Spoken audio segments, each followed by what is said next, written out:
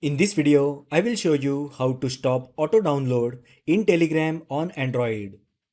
You can stop Telegram from automatically saving pictures and videos from your conversations just like on WhatsApp. Turning this off will help you use less mobile data and free up space on your phone. First, open Telegram app on your Android device. Now tap hamburger menu icon at the top left side. From here, tap Settings. Now scroll down and tap Data and Storage.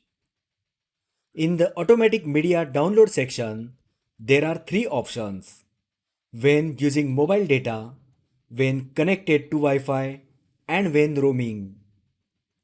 Turn off each of these settings.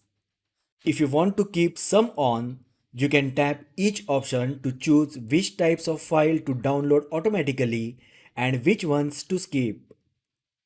So that is how you can stop auto download in Telegram on Android. If you find the video helpful, then like the video, share with your friends and subscribe to my channel. Thanks for watching and I will see you in the next video.